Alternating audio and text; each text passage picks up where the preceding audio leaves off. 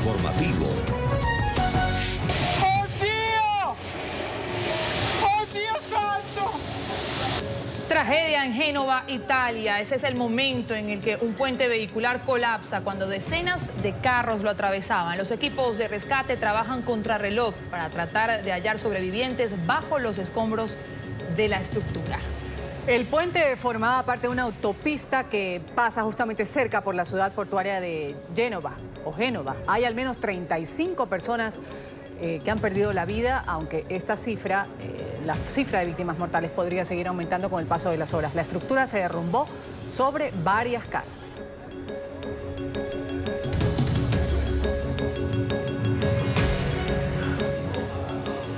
Una buena tarde, así comenzamos esta actualización de noticias aquí en el informativo de NTN 24. Soy Karen Pereira junto a Ruth del Salto. Ruth, una buena tarde. Una buena tarde, Karen. Vamos a comenzar inmediatamente con el desarrollo de la información internacional para ustedes. Tragedia vial en Ecuador. Un bus de turismo que venía desde Neiva, Colombia, hasta la ciudad de Quito sufre un aparatoso accidente, dejando 24 víctimas mortales, entre ellos 2 menores de edad. Un informe en minutos desde Papayacta. Londres, nuevamente blanco del terrorismo. Un vehículo arrolló a ciclistas y peatones antes de estrellarse contra el Parlamento británico. Hay al menos 3 personas heridas. El conductor ya fue detenido. Campaña de Trump presenta demanda contra ex asesora Omar Rosa Manegot, alegando incumplimiento de acuerdo de confidencialidad. El gobierno de los Estados Unidos pretende imputar cargos por homicidio en contra de Joaquín Guzmán Loera, alias El Chapo. Así queda en evidencia durante la última vista preparatoria a este juicio por narcotráfico programado para el próximo mes de noviembre. Más adelante, toda la información alrededor de esta última audiencia en la Corte Federal del Distrito Este de Nueva York. Otro piloto suicida en Estados Unidos. Un hombre se robó un pequeño avión y lo estrelló contra su casa en Utah. Lo hizo tras salir de prisión, acusado de violencia doméstica. En la residencia se encontraban su esposa y su hijo. ¡Esta es mi casa, maldito! ¡No! Nuevo arresto en Venezuela por presunto atentado contra Nicolás Maduro sin orden de detención y en medio de la noche. Efectivos de contrainteligencia se llevaron de su casa a un general de brigada. Se desconoce su paradero. En la información deportiva, mañana Atlético de Madrid y Real Madrid protagonizarán una edición más del derbi madrileño, esta vez en el marco de la Supercopa de Europa. El proyecto que... Comienza el informativo con Karen Pereira y Ruth del Salto.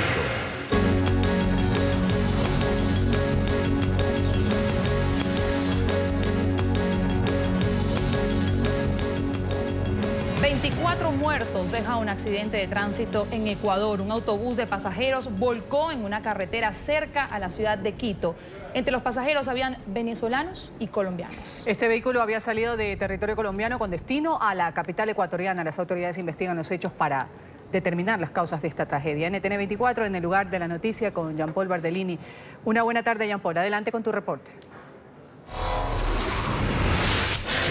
Hola, ¿qué tal? ¿Cómo están ustedes? Muy buenas tardes. Es una verdadera tragedia la que ha ocurrido aquí en el kilómetro 8,5 de la vía que comunica Quito con el oriente ecuatoriano en la zona de la vía Papayacta. Aquí hasta el momento se registra que en esta tragedia habrían 24 víctimas mortales. El Servicio de Investigación de Accidentes de Tránsito del Ecuador está recibiendo todos los datos que tienen que ver con este vehículo. No es un vehículo de transporte autorizado internacional, sino más bien uno de turismo que tenía un contrato para venir al Ecuador. No pertenece a una cooperativa que tenga ese trayecto normal, sino más bien trabajos ocasionales, y por eso se está pidiendo toda la información posible a Colombia a través de su servicio de tránsito. La policía ecuatoriana está intentando descubrir qué es lo que le pasó a esta unidad, ya que 3 kilómetros más arriba de este lugar donde termina volcándose e impactando con 3 viviendas, ya venía el vehículo causando otros accidentes. Tragedia en las vías de Ecuador. A las 2:30 de la mañana hora local, un fuerte impacto despertó a la comunidad de Cochauco. Se trataba del doble impacto que tuvo un autobús colombiano. Este bus participó en 2 siniestros. En el kilómetro 10 se produce el impacto por alcance con el vehículo Chevrolet Trooper, en donde viajaban 4 personas del vehículo Trooper y se desplaza en rodaje libre hasta el kilómetro 8,5, donde ustedes nos encontramos al momento. Se produce ahí el volcamiento y posterior el estrellamiento sobre esta estructura de las casas.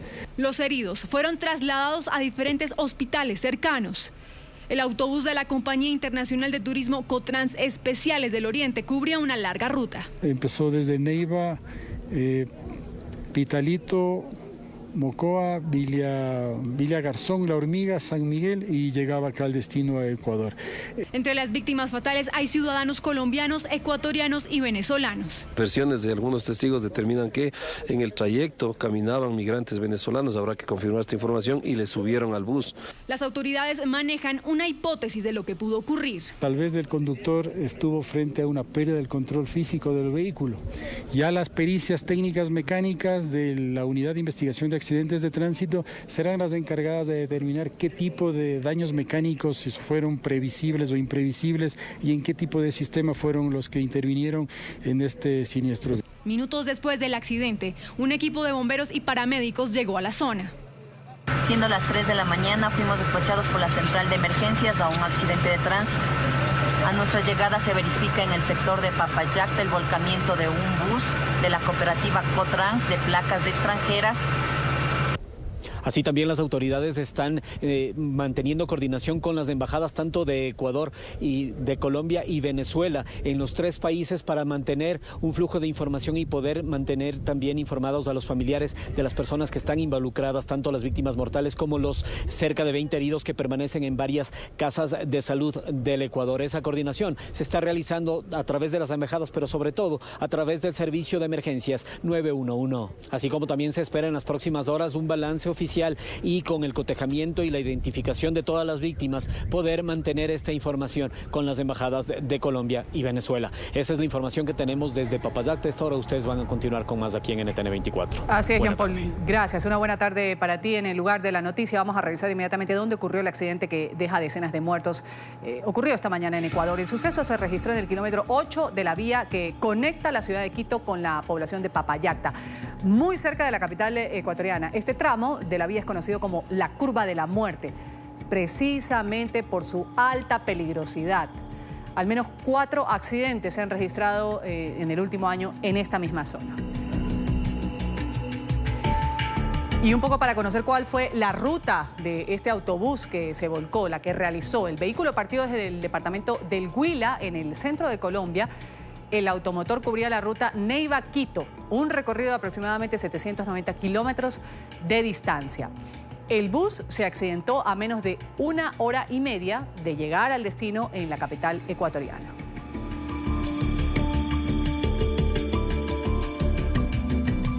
A esta hora saludamos en Ecuador al capitán Esteban Cárdenas, director de operaciones del Cuerpo de Bomberos de Quito. Capitán Cárdenas, una buena tarde. Muchísimas gracias por atendernos aquí en el informativo de NTN 24 en este momento de tanto trabajo para ustedes. Pero queríamos conocer cuál es el reporte a esta hora de la situación luego de esta tragedia en esta carretera cerca de Quito.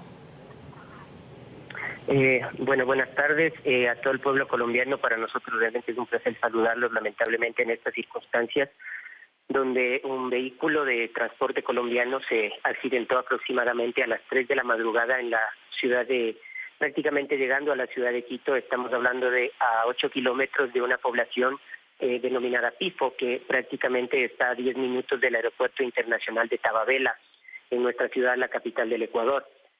Aproximadamente estamos hablando de que el bus para llegar a la ciudad de Quito tenía un trayecto entre 45 minutos a 1 hora como máximo, es decir, prácticamente ya había entrado a la zona urbana, estaba por entrar a la zona urbana de la ciudad. En este momento, cuando tenemos las 12 del mediodía aproximadamente, nuestras unidades de respuesta continúan trabajando en el sector, pero ya en temas de rehabilitación para el flujo normal de tráfico en el sector, considerando que el sector donde se produjo el accidente prácticamente es la vía de interconexión entre la Sierra del Ecuador y el oriente ecuatoriano. Simplemente estamos ya realizando limpiezas de vía, poniendo material absorbente a través de nuestra unidad de materiales peligrosos, con la finalidad de precautelar que los vehículos que van a circular, digamos que en las próximas horas, puedan hacerlo sin ningún riesgo, considerando que esta es una vía en un sitio que tiene una inclinación bastante considerable. Capitán Cárdenas, una buena tarde. Sabemos pues que inmediatamente miembros del Cuerpo de Bomberos acudieron al sitio precisamente para asistir a las personas que habían quedado heridas y en este caso pues también a los fallecidos. Hablemos un poco de estas personas. Algunos dicen que son personas venezolanas, colombianas, ecuatorianas. ¿Qué reporte tiene usted sobre eso? Y también preguntarle, también hay versiones de moradores de este sitio donde ocurrieron los hechos, de que los venezolanos iban caminando cuando ocurrió el volcamiento y fueron víctimas de esta tragedia. Bueno, estas versiones que han sido dadas por ciudadanos que aparentemente pudieron darse el accidente solamente son eso. Nosotros como instituciones no vamos a corroborar en ningún aspecto lo que se ha dicho de manera extraoficial.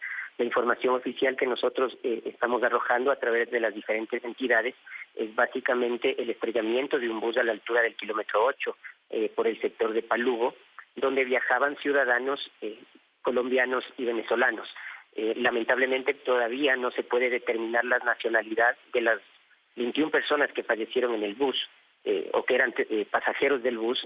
No podemos determinar todavía su nacionalidad, en vista de que las autoridades competentes tienen que hacer un registro de absolutamente todos sus documentos a fin de poder establecer sus nacionalidades.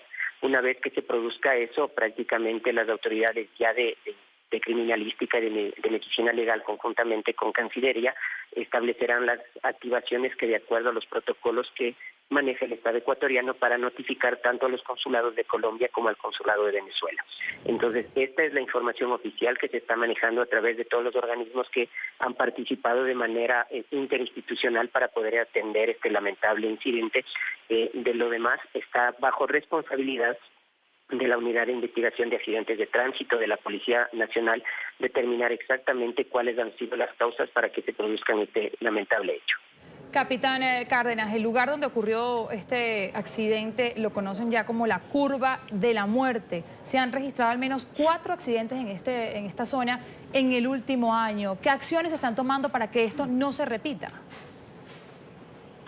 Bueno, hay que considerar que la vía Papayacta, desde Pifo a Papayacta, es una vía que ya fue rehabilitada desde hace algunos años, es una vía de primer orden, de 4 carriles, y efectivamente sí, hemos tenido varios accidentes durante este año en el sector de la curva de la muerte, como se lo conoce, y esto es debido a el pronunciado de la curva y por el producto de lo descendente que es el trayecto desde el sector de Papayacta hacia la población de Pifo, que prácticamente está colindando con la ciudad de Quito, que es la capital. Entonces, obviamente, entiendo yo que las autoridades correspondientes en temas de tránsito tendrán que realizar las evaluaciones que correspondan para determinar cuáles son los niveles de accidentabilidad que se pueden producir. Pero sí hay que recalcar que la carretera donde se produce el accidente es una vía de primer orden de 4 carriles y que está debidamente señalizada. Capitán Esteban Cárdenas, gracias por estar con nosotros aquí en NTN 24 desde Quito, Ecuador, dándonos reportes sobre este lamentable accidente en la vía Quito-Papayacta. Gracias y una buena tarde. Igualmente para ustedes, gracias. Vamos a hablar de lo que ha sucedido en Italia, donde un puente ha colapsado en momentos en que decenas de vehículos justamente transitaban por él. La estructura atraviesa la ciudad portuaria de Génova y tenía una altura de 90 metros. Tras el derrumbe, al menos 20 carros cayeron al vacío. Equipos de rescate trabajan contra reloj para tratar de hallar sobrevivientes. Hasta ahora se reportan 35 fallecidos. En Italia, Mari Villalobos tiene el reporte. Mari, buenas tardes. El puente Morandi hace parte de la autopista de Génova que une a Italia con el sur de Francia. Se desplomó cuando era atravesado por varios vehículos con sus familias dispuestas a iniciar las vacaciones de verano. Veamos los detalles. Faltaban apenas unos minutos para el mediodía en Génova, cuando la enorme estructura de 90 metros de altura se desplomó. El puente que hace parte de la autopista A10 se vino a tierra en medio de una fuerte tormenta que azotaba la ciudad. Los gritos de desesperación de una persona que grabó la caída del puente desde la cámara de su teléfono celular da cuenta de la magnitud de la tragedia. ¡Oh, Dios! ¡Oh, Dios santo! Desde el aire, el panorama es desalentador. Una trentina de muertos. Desafortunadamente estamos hablando de unos 30 muertos. Ahora es el momento de alivio, intervención, trabajo, sudor y oración. Pero esta noche tendrá que ser el momento de averiguar quién es el responsable, los nombres y apellidos de los culpables de muertes inaceptables. Al menos una docena de vehículos cayeron al vacío y quedaron aplastados bajo los escombros de hormigón. Los cuerpos de emergencia trabajan a toda marcha para encontrar sobrevivientes. Bomberos de ciudades vecinas como Milán y Turín llegaron a la zona de tragedia para colaborar con las labores de búsqueda y rescate. Lo que estiman las autoridades es que el número de fallecidos sigue aumentando con el paso de las horas. Enormes bloques de concreto cayeron sobre el río y la línea ferroviaria que une a Génova con Milán. El puente atraviesa una zona urbana en la que hay centros comerciales, edificios residenciales y áreas industriales. El ministro de Infraestructura de Italia, Danilo Toninelli, lamentó la emergencia. Sigo con la mayor aprensión lo que le ha sucedido a Génova y que se perfila como una inmensa tragedia. Estamos en contacto cercano con la empresa que gestiona las carreteras italianas y vamos al sitio con el viceministro Rixi. Mi cercanía total en este momento a la ciudad. Las autoridades locales desalojaron a 50 personas de las casas vecinas al lugar del desplome y se cerraron los suministros de gas y electricidad. Aunque se desconocen por ahora las causas del colapso estructural, la concesionaria Autostrade, la empresa que gestiona las carreteras italianas, informó en un comunicado que el tramo donde colapsó la estructura estaba en labores de mantenimiento. El gobierno italiano exigió responsabilidades tras el colapso de la estructura y generó un debate sobre el estado de las carreteras del país. Miembros del Cuerpo de Bomberos, Escuadra de la Protección Civil, continúan sus esfuerzos para rescatar las personas atrapadas debajo del puente Morandi en Génova, al norte de Italia. Según el periódico italiano El Corriere della Sera, un ingeniero, profesor de la Universidad de Génova, habría advertido sobre la peligrosidad del puente Morandi. Se trata, según el diario, de otra tragedia anunciada. Desde Roma, Mari Villalobos, NTN 24. Gracias, Mari. Vamos a revisar a esta hora algunas de las características de este puente Morandi de Génova. La estructura fue levantada entre los años 1963 y 1967 y lleva ese nombre en homenaje al ingeniero civil italiano Riccardo Morandi. El enorme viaducto tenía un largo de 1.180 metros con una altura máxima de 90 metros. El puente hacía parte de la autopista A10 que recorre la costa mar de Liguria entre Génova y la frontera con Francia. Y este ingeniero civil italiano, Riccardo Morandi, quien construyó este viaducto que se derrumbó el día de hoy en Italia, también edificó obras aquí en Sudamérica. En 1974, Morandi erigió en Colombia el puente de Barranquilla en el río Magdalena. En Venezuela, el puente General Rafael Urdaneta sobre el lago de Maracaibo, en el estado Zulia, fue otra de sus obras. Esta la realizó en el año 1962. También en Ecuador, Morandi construyó el puente de la Unidad Nacional en el río Guayas, en la ciudad de Guayaquil, en el año 1970. En Londres, un carro se ha estrellado contra el Parlamento británico, arrollando a varios peatones y ciclistas a su paso. Hay al menos 3 personas heridas. El conductor del vehículo ya ha sido detenido. Las autoridades han calificado este hecho como un acto terrorista. Estamos en el lugar de la noticia con nuestro periodista Juan Carlos Bejarano. Juan Carlos. Hola, ¿qué tal, Ruth? Karen, estimados televidentes. Bueno, nos encontramos precisamente en el Palacio de Westminster, donde ocurrió este hecho a las 7:37 de la mañana, en plena hora pico. Este individuo de 29 años de edad, todavía no se conoce el nombre, aunque ha sido ya identificado por la policía, aparentemente proveniente de Birmingham, en el centro de la capital británica, pues habría llegado anoche a Londres y hoy habría estrellado este Ford Fiesta, que se los vamos a mostrar. Está ahí al fondo. En este momento se está precisamente la policía todavía continuando con sus investigaciones, tratando de encontrar cualquier tipo de evidencia. Ya esta mañana lo revisaron, no encontraron ningún tipo de armas o explosivos, y también tenemos entendido que esta persona no ha querido cooperar con las autoridades. No era aparentemente conocido por los servicios de inteligencia de Reino Unido, más sí por la policía. Veamos el informe de lo sucedido esta mañana.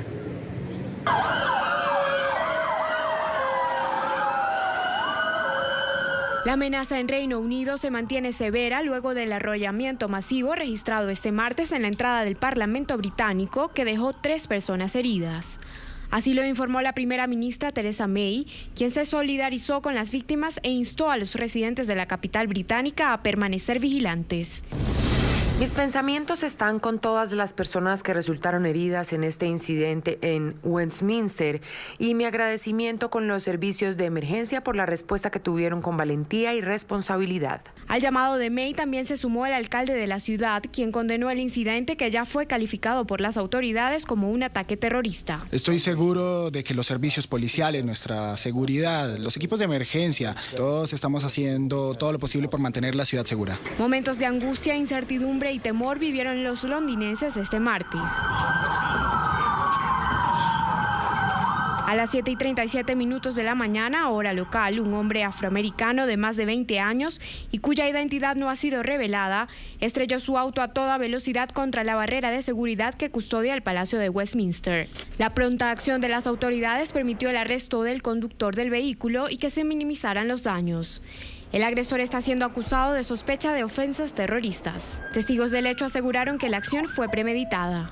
Recordaron el horror que vivieron en marzo del año pasado cuando el autodenominado Estado Islámico se reivindicó la autoría del atentado al Palacio de Westminster que cobró la vida de 5 personas.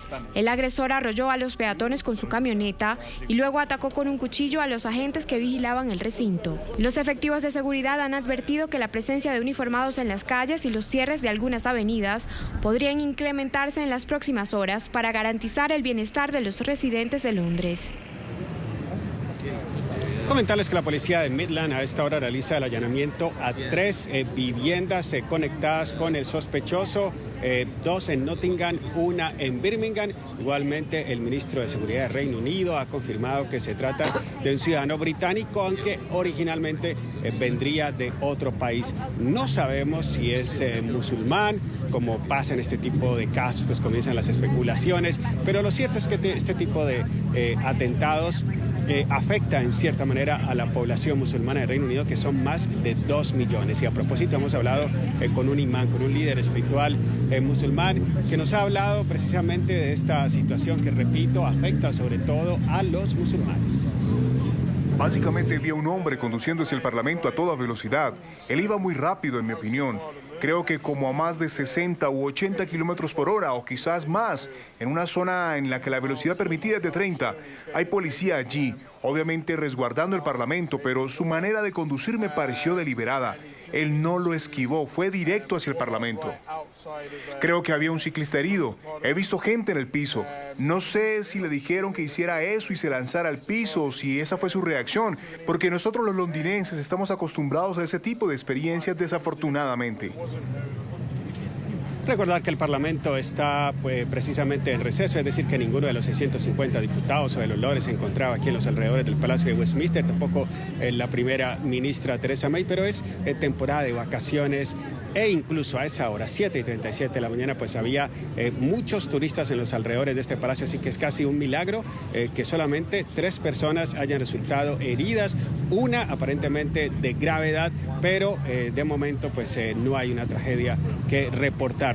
El gobierno no ha elevado la alerta terrorista. Esto en cierta manera es un buen síntoma porque creemos que no consideran ellos que se podría tratar de un atentado coordinado, inspirado por un grupo terrorista como el Estado Islámico, sino quizás puede ser la decisión de lo que aquí le llaman un lobo solitario, que deciden actuar por su propia cuenta y realizar un ataque de esta índole.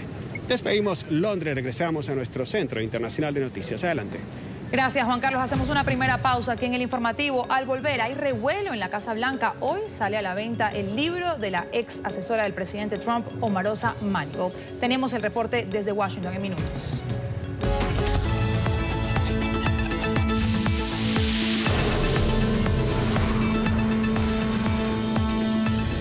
El gobierno de los Estados Unidos responsabiliza a Joaquín El Chapo Guzmán de actos de homicidio. Hoy se llevó a cabo la última audiencia de su caso por narcotráfico ante la Corte Federal del Distrito Este de Nueva York. En esta misma audiencia se confirmó que el juicio por narcotráfico comenzará el próximo mes de noviembre. Nuestro periodista en Nueva York, Alejandro Rincón, está en el lugar de la noticia. Alejandro, una buena tarde para usted. Adelante. Hola, buenas tardes. Hasta el momento, el caso que enfrenta Joaquín Guzmán Loera, alias El Chapo, ante la justicia de los Estados Unidos, gira alrededor de presuntos delitos por narcotráfico. Este martes, sin embargo, quedó en evidencia que el gobierno de la Unión Americana busca también imponer cargos por homicidio en contra de este ciudadano mexicano. La justicia, en particular la Corte Federal del Distrito Este de Nueva York, a cargo de esta causa, no ha tomado por ahora una determinación sobre si permite a las autoridades del país imputar estos presuntos delitos por homicidio en contra de El Chapo Guzmán, a raíz de ciertas reglas que impiden de inmediato al gobierno estadounidense adherir estos cargos a el que por ahora ha sido un proceso por narcotráfico. Eduardo Alarezo, el abogado de El Chapo, explicó en los siguientes términos esta controversia. La violación 85 tiene que ver con los alegatos de homicidios, de violencia contra Joaquín. El gobierno quiere presentar siquiera evidencia de 20 y pico homicidios contra él en un caso que se trata de narcotráfico. Durante esta sesión también quedó denegada la petición de la defensa de cambiar la sede del juicio, que actualmente está en Brooklyn.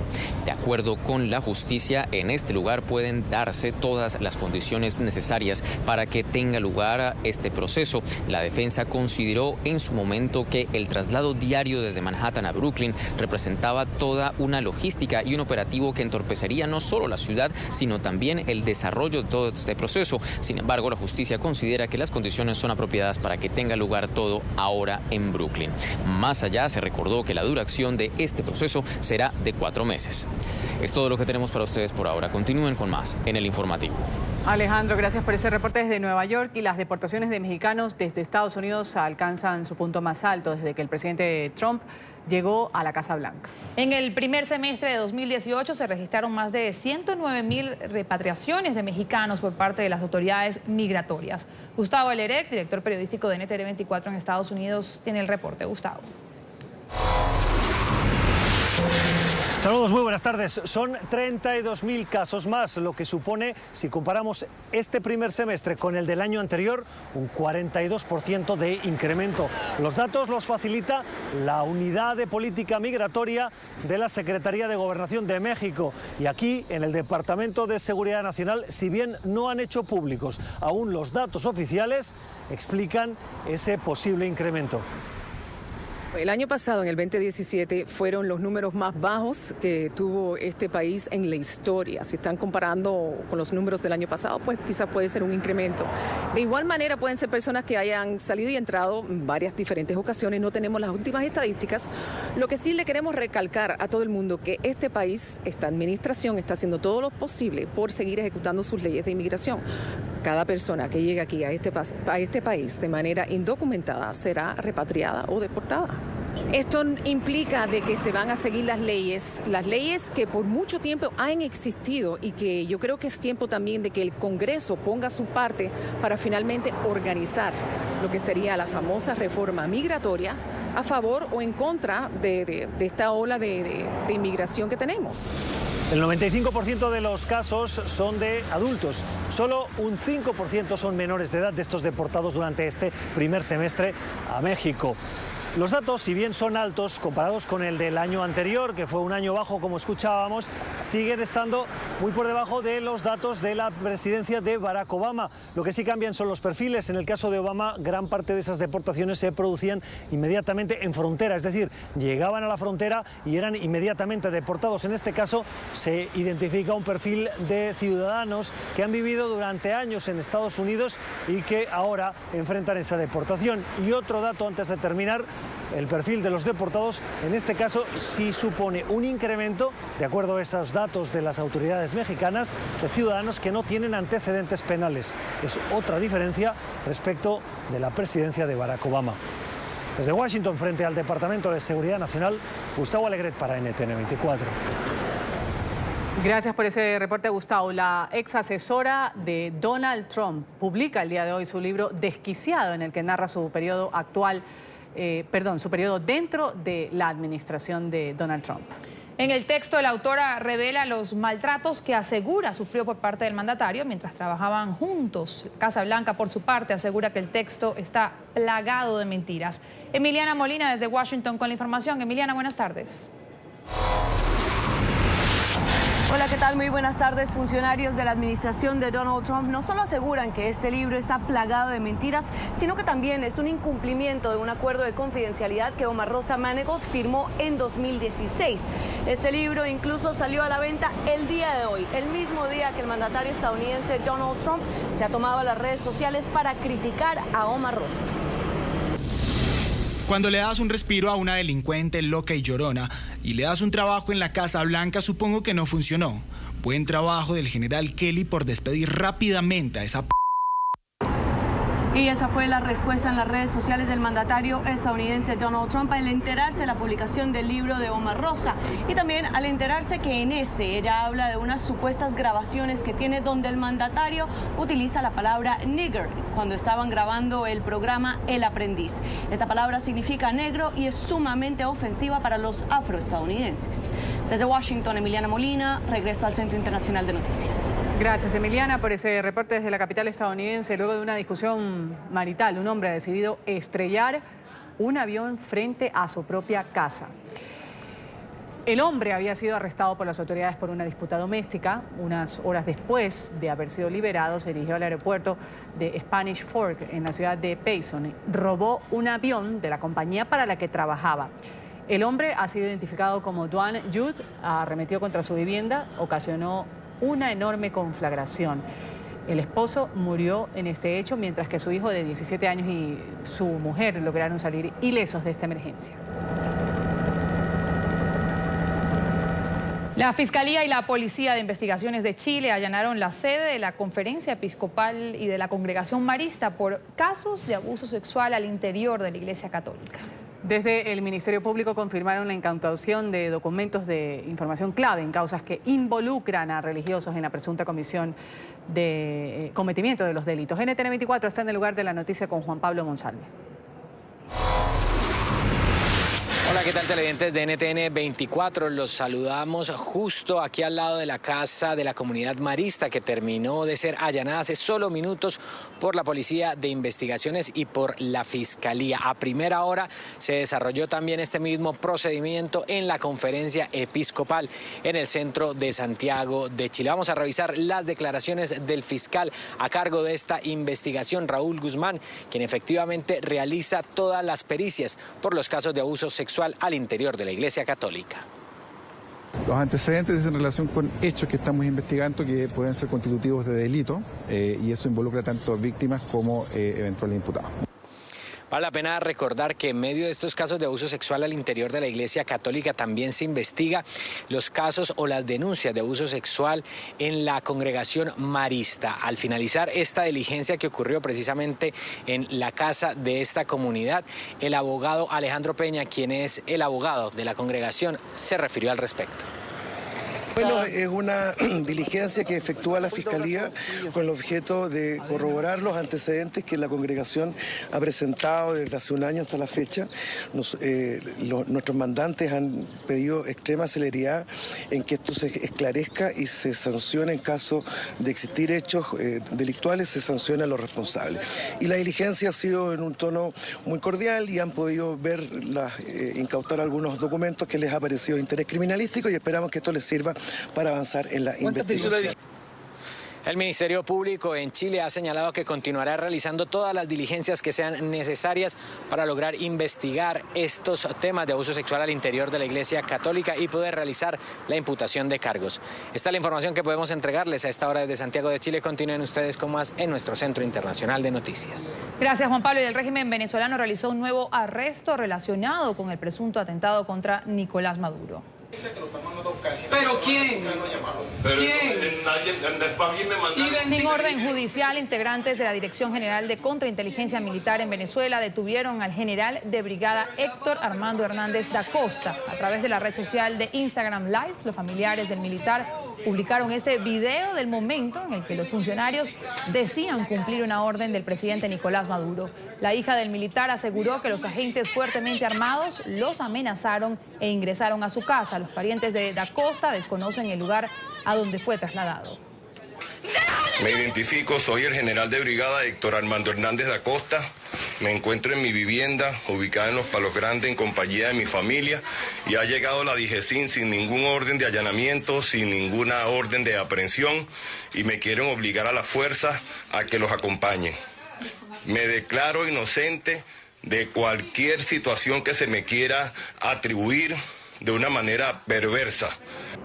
Hace minutos el fiscal general designado por la constituyente madurista Tarek William Saab ha anunciado que aumentó a 14 la cifra de detenidos por el presunto atentado en contra de Nicolás Maduro. Entre los arrestados hay 2 militares. También confirmó que se han emitido 27 órdenes de aprehensión con notificaciones de alerta roja a Interpol. Hay 14 detenidos, de los cuales ya han sido presentados e imputados por el Ministerio Público. Otros detalles del proceso quiero destacar, que son los siguientes. Se han acordado 27 órdenes de aprehensión, todas ellas con sus respectivas notificaciones rojas solicitadas a Interpol. 8 de estas órdenes ya han sido ejecutadas. Mientras tanto, hay preocupación entre los venezolanos por el aumento en los precios de la gasolina anunciado en las últimas horas por Nicolás Maduro. El mandatario ha advertido que los actuales precios solo se van a mantener a quienes registren sus datos en el censo de transporte. La oposición asegura que la medida es discriminatoria. Las reacciones enseguida con Oliver Fernández en Caracas. Hola, buenas tardes. Diputados a la Asamblea Nacional reaccionaron luego de las medidas económicas anunciadas por el presidente de la República, Nicolás Maduro. Un aumento de la gasolina a precios internacionales que hará más costosa la vida de los ciudadanos y que no mejorará mientras no se recupere la producción petrolera. Un subsidio a quienes tengan acceso al carnet de la patria, mientras que la mayoría de los venezolanos seguirán hundidos en la crisis. El carnet de la patria es sumamente grave porque uno podría pensar un subsidio a la gasolina, basado en razones socioeconómicas, del distinto nivel de vida de la gente, o la capacidad de compra de la gente. Esto es un subsidio basado en razones políticas, ideológicas y partidistas. Y están buscando pues nuevamente humillar a la población usando esto. El contrabando lo hace el mismo gobierno con funcionarios civiles y militares del gobierno. Más nadie puede pasar una gandola de gasolina por la frontera de Colombia si no está auspiciado desde el mismo gobierno. El diputado Carlos Valero aseguró que es un paquetazo económico con consecuencias criminales y aquella protección para el pueblo de la que tanto habló el gobierno quedó en el olvido. Ahora, del máximo proteccionismo pasamos al máximo neoliberalismo salvaje. Miren, este paquete criminal que está aplicando el gobierno de Nicolás Maduro es terrible por lo siguiente. Tendrá enormes consecuencias sociales. Muchos venezolanos van a ver cómo a partir del 20, con la implementación del nuevo cono, la subida de precios de todos los productos será brutal. Para llenar un tanque de gasolina a precios internacionales se necesitan al menos 400 millones de bolívares, mientras un sueldo promedio de los ciudadanos no llega a 10 millones de bolívares. Pulsamos la opinión de los más afectados. Veamos qué fue lo que nos dijeron. Sacando un carnet de la patria porque yo me considero 100% venezolano. Este gobierno lo que tiene que hacer es dejar la regaladera a Cuba, el petróleo a Cuba, a Rusia, y de estar mal desperdiciando tanta plata para que nosotros venezolanos podamos vivir otra vez la vida que ya no antes. No se descarta que luego que este aumento de la gasolina se haga efectivo, se incremente la protesta en Venezuela. Los ciudadanos no cuentan con el dinero para poder usar sus vehículos. Es la información que manejamos desde Caracas y con ella los invitamos a que continúen con más en nuestro Centro Internacional de Noticias. Agéndate todos los martes para probar lo que más te gusta con Martes Visa. 30% de descuento en restaurantes seleccionados todo el día. Conoce más en visa.com.co/martesvisa.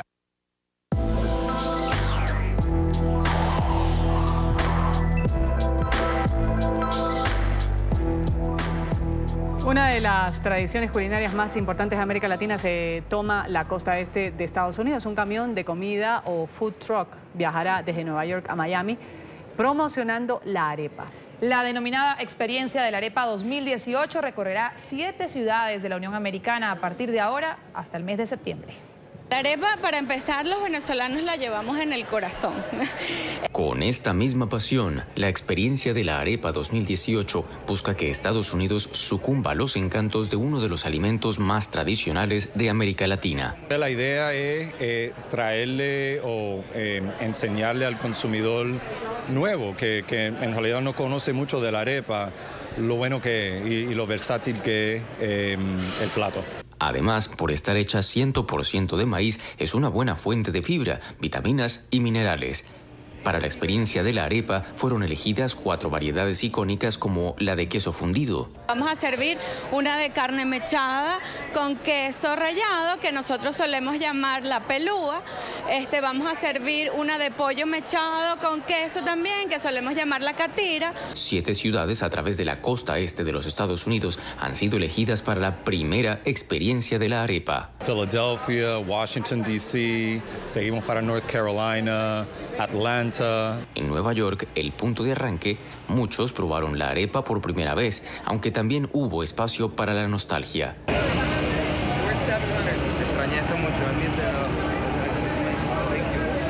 El próximo 8 de septiembre concluye el recorrido justo cuando tiene lugar el Día Mundial de la Arepa. Agéndate todos los martes para probar lo que más te gusta con Martes Visa. 30% de descuento en restaurantes seleccionados todo el día. Conoce más en visa.com.co/martesvisa. Nueva pausa en esta emisión de noticias. Cuando retornemos, una paciente molesta causó un incendio en un hospital de España.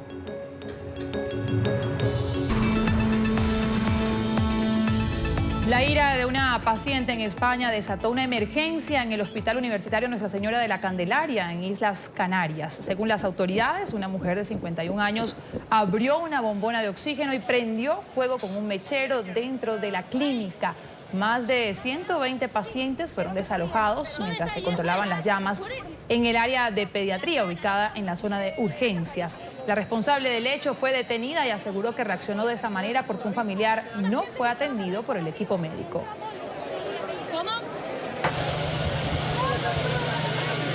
Noche de violencia en Suecia. Varios jóvenes han incendiado al menos un centenar de automóviles en la ciudad de Gotemburgo. Además de prender fuego a los vehículos, los delincuentes enmascarados se enfrentaron con la policía. El gobierno ya ha calificado este suceso como un acto de vandalismo organizado. Las autoridades investigan qué motivó a estos actos de violencia.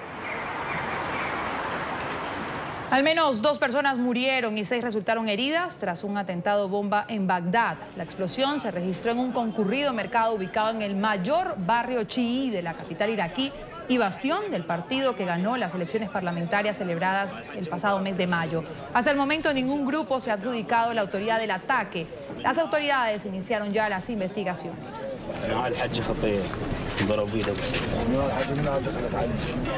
Al menos 6 personas han muerto, una más se encuentra desaparecida debido a las intensas precipitaciones que azotan el centro y el norte de Filipinas. Los desbordamientos han sido ocasionados por el paso de la tormenta tropical Yagi.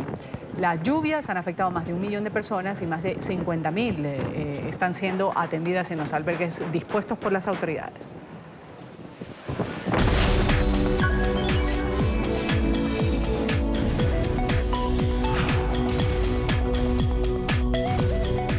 Comodidad y tecnología ofrece Huawei en su nuevo teléfono de la serie Y. Entre los mayores atractivos de este dispositivo móvil se cuentan el reconocimiento de rostro y que además posee 4 cámaras, 2 frontales y 2 traseras que permiten al usuario vivir una experiencia única en el mercado.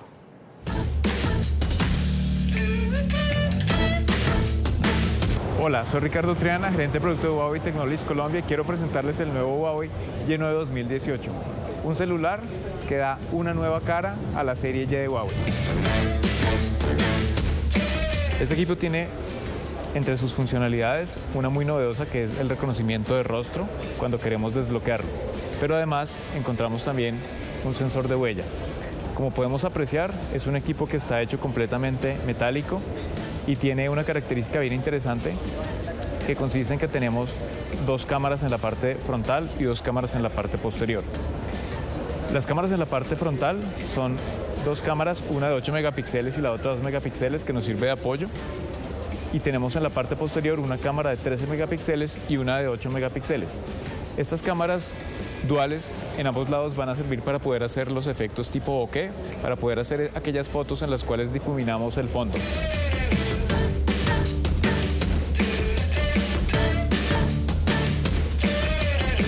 Por otra parte, podemos hablar que este teléfono tiene muy buena batería, es una batería de 4000 mAh y quiero que vean que el teléfono ni siquiera es un teléfono grueso, es un teléfono bastante liviano, cómodo y que tiene un tamaño muy adecuado. Podemos hablar también de este equipo respecto al procesador. Estamos hablando de un procesador Kirin 659, que es un equipo de 8 núcleos que nos permite hacer que el teléfono tenga una fluidez muy buena cuando estamos ejecutando la mayoría de las aplicaciones. Vamos a mirar algunas aplicaciones de la cámara. Dentro de la cámara encontramos, por ejemplo,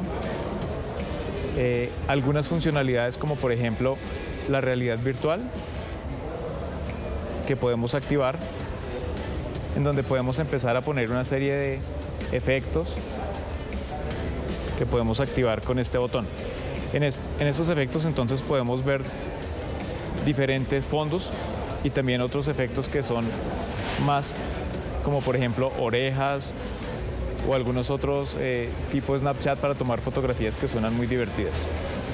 Este definitivamente es un celular que le va a gustar mucho a los jóvenes.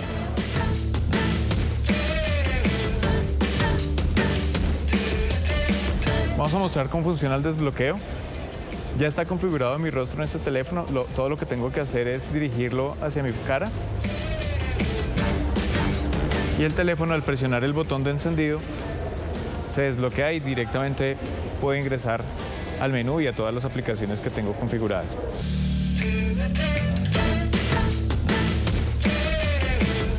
Otra característica importante del equipo es la versión del sistema operativo, que en este caso es Emotion UI 8.0 basado en la versión 8 de Android. Por lo tanto, estamos hablando de una versión que es bastante novedosa y bastante contemporánea del sistema operativo.